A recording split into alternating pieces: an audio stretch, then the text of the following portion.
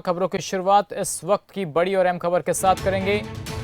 गुजरात चुनाव में बीजेपी ने अपनी ताकत झोंक दी है। ये गुजरात चुनाव से जुड़ी हुई बड़ी खबर आ रही है। पीएम 3 रैलियों को आज दिन भर में संबोधित करने वाले हैं।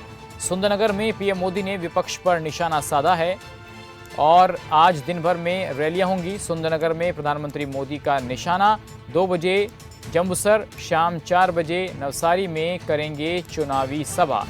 पीएम ने पिछले विधानसभा चुनाव में की थी 34 जनसभाएं। इस बार पीएम मोदी 25 चुनावी सभाओं को संबोधित करने वाले हैं। इसके अलावा गृह मंत्री अमित शाह, यूपी के मुख्यमंत्री योगी आदित्यनाथ, केंद्रीय मंत्री पीयूष गोयल, पुरुषोत्तम रुपाला और मुख्यमंत्री भूपेंद्र सिंह पटेल की भी चुनावी रैलियां होंगी। देवांग आचार्य हमारे सहयोगी अहमदाबाद से जुड़ गए हैं। देवांग, जिस तरीके से चुनावी माहौल गुजरात का लगातार गर्माता जा रहा है, लेकिन बीजेपी के खेमे से बड़ी खबर यह है कि पीएम मोदी ने अब कमान अपने हाथों में संभाल लिया और लगातार रैलियां हो रही हैं। बिल्कुल बता दे, इस बार त्रिकोणीय जंग हो रहा है। त्रिकोणीय जंग में जो है कांग्रेस, भाजपा और आम आदमी पार्टी जो बहुत अभी जो गुजरात में सक्रिय है। तो बात करें तो आज पीएम लास्ट 3 दिन से गुजरात के दौरे पे है।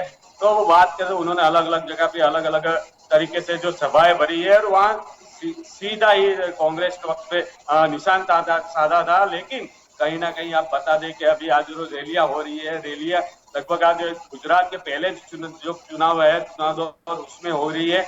अभी जो 3 रैलियां आज दिन भर करेंगे संबोधित। सुंदरनगर पीएम नरेंद्र मोदी है, विपक्ष पर साधा निशान था जी। देवांग, 2 बजे जम्बूसर में और शाम को 4 बजे नवसारी में करेंगे पीएम मोदी रैली। बिल्कुल देवांग, जिस तरीके से पीएम मोदी खुद रैली करने वाले हैं, पिछली बार 34 रैलियां की थी, इस बार 25 रैलियों का डाटा निकलकर सामने आ रहा है। लेकिन इसके अलावा मुख्यमंत्री गुजरात के भूपेंद्र भाई पटेल, मुख्यमंत्री योगी आदित्यनाथ, केंद्र के मंत्री अमित शाह, तो ये तमाम जो लॉबी है गुजरात में, जिस तरीके से प्रचार हो रहा है, ये दिखा रहा है कि गुजरात कितना अहम है बीजेपी के लिए। बात करें अभी तो गुजरात में चुनाव के पहले जो चरण है, पहले चरण में 3 रैलियों को तो कर चुके हैं और दूसरे चरण में भी अभी बाकी है। तो बताया जाए तो अभी तक जो लास्ट साल था, पिछले साल में जो नरेंद्र मोदी जी ने 34 रैलियां की थी, तो इस बार खाली 25 रैलियां है। लेकिन कहीं ना कहीं बात बता दें कि अभी रैलियां का कोई ठिकाना नहीं होता, क्योंकि जो गुजराती चुनाव है 2 पहली में है, तो कहीं ना कहीं और रैलियां हो सकती है जी। बिल्कुल देवांग, तो इस बार 27 साल का जो बीजेपी का शासन है, क्या उसका वो ग्राउंड बनता हुआ दिख रहा है? क्योंकि बीजेपी एक संगठन के तौर पर काम करती है और यहाँ बड़े से लेकर छोटे जो नेता होते हैं वो एक आम कार्यकर्ता की तरह चुनाव में प्रचार करते हैं। तो क्या इस बार वो ग्राउंड बीजेपी का तैयार होता हुआ नजर आ रहा है? जी बिल्कुल बता दें, बीजेपी की तरफ से आप बात करें तो हाल जितने भी कार्यकर्ता है वो चुनाव में जुड़ गए और कहीं ना कहीं आप जो है वो चुनाव प्रचार में जुड़ गए और कहीं काफी अदर राज्यों से भी यहाँ पे गुजरात में लोग आए हैं चुनाव का प्रचार करने। लेकिन आप बता दें, सामने आम आदमी पार्टी है, वो भी कहीं ना कहीं लगातार रैलियां करके चुनाव के वोट मांग रहे सबसे जी। देवांग, प्रधानमंत्री खुद मैदान में हैं, गृह मंत्री भी हैं, योगी आदित्यनाथ जो एक बड़ा फेस है उत्तर प्रदेश के अंदर और देश के लोग चाहते भी हैं उनको सुनना। तो ऐसे में योगी जी की जो एंट्री है वो कितनी महत्वपूर्ण रहने वाली है गुजरात में?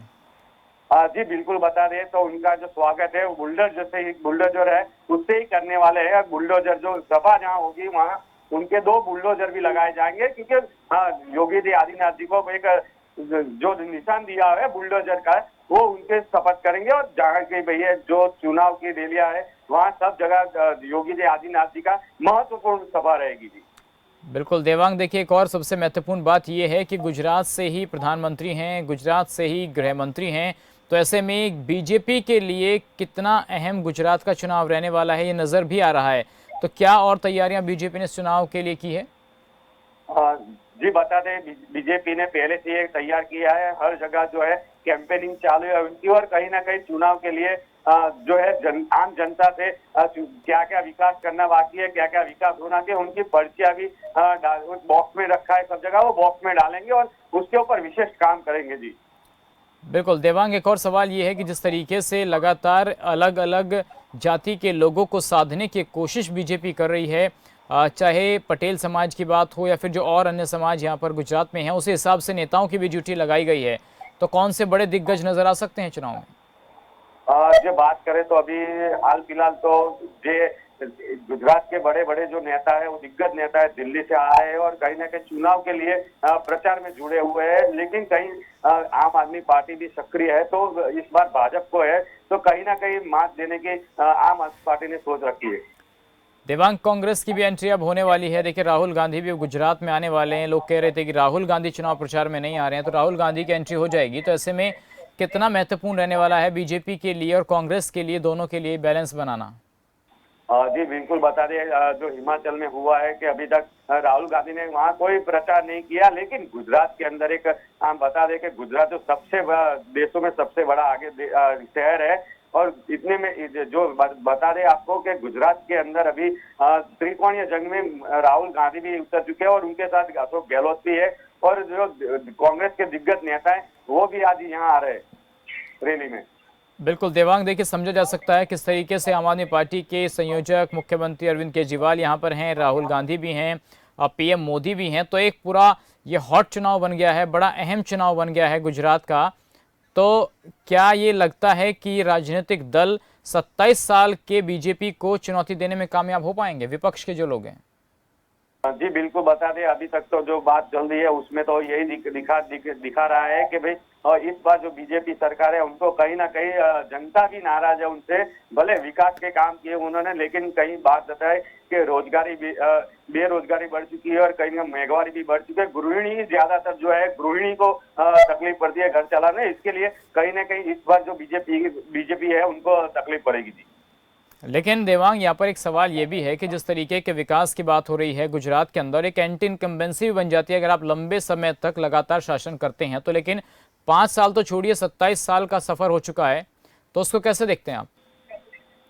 जी बिल्कुल, बता दें आपने सचिन जी के 27 साल में उन्होंने विकास तो किया है, पर विकास के साथ साथ कहीं और भी कामों किया है। जो गांव है, गांव में भी पानी तक पहुंचा है उन्होंने। लेकिन ये जो बात करें तो अभी ये बेरोजगारी के सबसे बड़ा मुद्दा है, बेरोजगारी। और दूसरा जो बात करें तो जो गवर्नमेंट भर्तियां हो रही है वो भर्तियां हो नहीं रही, और कहीं ना कहीं जो एजुकेशन है वो पीछे हटा जा रहा है, और यही सब में तकलीफ है, और इसके लिए बीजेपी को कहीं ना कहीं मात मिलेगी। जी बिल्कुल। चलिए देवांग, फिलहाल धन्यवाद आपका इस तमाम जानकारी के लिए।